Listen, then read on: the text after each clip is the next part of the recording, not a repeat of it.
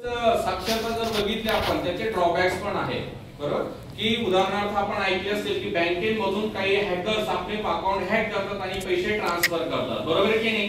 पण आपण त्या गोष्टीला बळी पडायचं नसतं. त्याच्यासाठी आपल्याकडे सोल्युशन आहे. आपणच स्वतःहून करून घेतो आणि आपला अकाउंट असेल ते हॅक करून टाकतो, किंवा आपलं इंस्टाग्राम असेल, फेसबुक असेल त्याचं पण अकाउंट आपण दुसऱ्याला देऊन टाकतो आणि त्याचा वापर तो करतो. पण त्याच्यासाठी पण आपल्याला काळजी घ्यायची असते.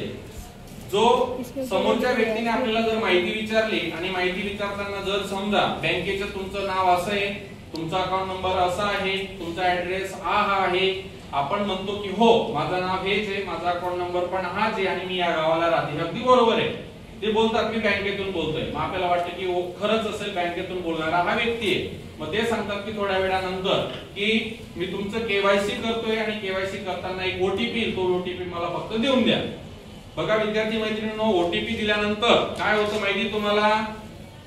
ओटीपी दिल्यानंतर आपल्या बँकेतले सगळे पैसे ट्रान्सफर केले जातात. म्हणून आपल्याला प्रिकॉशन साठी काय, कोणीही काही विचारलं बँकेतून म्हटलं असेल तर हो तुम्ही बँकेतून बोलतायत मान्य, पण त्यांना ओटीपी द्यायचा नसतो. मी बँकेत येते आणि तिथं चौकशी करते, तिथं केवायसी करतो, तरच ते सक्सेसफुल होतं. नाहीतर काय होतं, हॅकरचे पण प्रमाण वाढलेले आहेत. जसं बेनिफिट्स आहेत त्याचे ड्रॉबॅक्स पण असतात, ऍडव्हान्टेजेस आहेत, डिसएडव्हान्टेजेस पण असतात. म्हणून आपल्याला काय करायचे, त्या ठिकाणी प्रिकॉशन घ्यायची, आपल्याला काळजी घ्यायची. आलं लक्षात? अशा पद्धतीने डिजिटल साक्षरताचा वापर आपण करतो जे, किंवा डिजिटल डिव्हाइसेसचा वापर करून आज आपण असंख्य गोष्टी एका मिनिटामध्ये घरी बसल्या बसल्या करू शकतो. जर आता आहे आणि त्या सर्च इंजिन मध्ये असंख्य अशी माहिती स्टोअर केलेली आहे.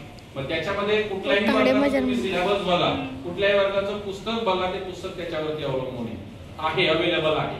उदाहरणार्थ तुम्हाला जर एखादा कन्सेप्ट, एखादा प्रॉब्लेम जर शोधायचा असेल, त्याचं सोल्युशन शोधायचं असेल, तुम्ही फक्त गुगलला टाका आणि गुगलला टाकल्यानंतर त्याचं काय तर त्या ठिकाणी सोल्युशन्स येतं की नाही गुगलवरती.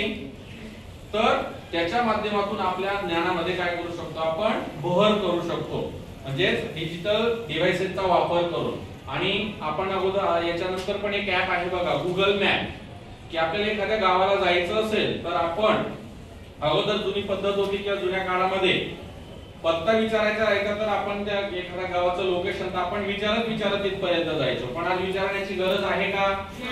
गुगल मॅप एक नवीन ऍप आहे, बरोबर? की त्या मॅपच्या माध्यमातून काय करू शकतो आपण, फक्त आपलं सोर्स जिथून आपल्याला निघायचंय तिथून त्या गावाचं नाव टाकायचं आणि ज्या ठिकाणी आपल्याला पोहोचायचंय त्या गावाचं नाव टाकायचं, डेस्टिनेशन. तर तो मार्ग, ते जो काही रूट असेल, तो जो काही रस्ता असेल, तर तो आपल्याला गुगल मॅप देऊन टाकतो. म्हणजेच काय, आपल्याला आज कुणाला विचारण्याची सुद्धा गरज नाही, आपण त्या लोकेशनला डायरेक्ट पोहोचतो.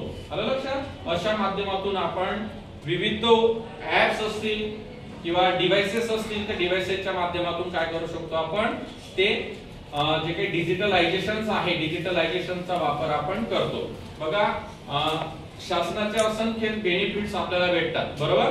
की त्या बेनिफिट्सचा उपयोग पण कसा केला जातो, की अगोदर एखादे जर सवलत असेल, त्या सवलतच्या माध्यमातून एखाद्या लाभार्थ्यापर्यंत जर एखादा निधी उपलब्ध करायचा असेल तर अगोदर हँड टू हँड यायचा, बरोबर? एकाच्या हातातून दुसऱ्याच्या हातामध्ये, दुसऱ्याच्या हातातून तिसऱ्याच्या.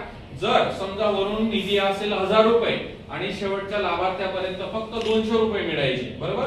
की उदाहरणार्थ जर बघितलं, याच्यासाठी पण डिजिटलायझेशन केलं गेलेलं आहे. याच्यामध्ये काय की तिथून फक्त एक क्लिक केलं की डायरेक्ट बेनिफिट ट्रान्सफर डीबीटीच्या माध्यमातून काय केलं जातं, त्या लाभार्थ्याच्या अकाउंट मध्ये ती निधी जो असतो तो निधी त्या ठिकाणी पाठवला जातो. म्हणजेच काय झालं, डिजिटलायझेशन. आलं लक्षात? म्हणजे सायन्स आणि टेक्नॉलॉजीचा वापर करून या ठिकाणी पूर्ण डिजिटलायझेशन झालं आणि त्याच्यामुळे आज आपलं जे जग आहे, आपण जे आहोत, तर ते अगदी फास्ट, म्हणजे एका मिनिटामध्ये आपण असंख्य गोष्टी त्या ठिकाणी घडवून आणू शकतो. ठीक आहे. त्याच्यामध्ये नाही का साडी म्हणा, ती हवी तशी हे करून मुली फोटो काढू शकत होत्या, ते किती सेफ आहे त्याबद्दल बघा विद्यार्थी मैत्रिणींनो, आता जेमिनी ऍप आलेला आहे, बरोबर? मॅडमांनी प्रश्न विचारला की ते जेमिनी ऍप आहे, ते जेमिनी ऍप मध्ये जर आपण बघितलं, आपल्याला पाहिजे तशा गोष्टी आपण त्याच्यामध्ये काय करू शकतो, मिळवू शकतो, बरोबर आहे? आणि मध्ये एवढे फीचर्स आहेत. मॅडमांनी सांगितलं की साडी निवडायची, पोशाख येऊन जातो, आपल्याला मेकअप पाहिजे तसा मेकअप येऊन जातो, बरोबर आहे की नाही. या गोष्टी त्या ठिकाणी त्या ऍप मध्ये घडून आणता येतात. परंतु त्याच्यासाठी पण आपल्याला प्रिकॉशन घेणे गरजेचं आहे. का की आपला डाटा आपण कुठेतरी शेअर करत असतो. म्हणजे आपला फोटो आपण काय करतो त्या ठिकाणी त्या साइट वरती त्या ऍपच्या डाटाबेस मध्ये काय करतो पाठवून देतो. आणि पाठवल्यानंतर काय होतं मग आपल्याला चांगलं वाटतं की आपला लुक येऊन जातो, आपल्याला लुक येतो, आपला मेकअप होतो, सगळ्या गोष्टी घडतात. परंतु काय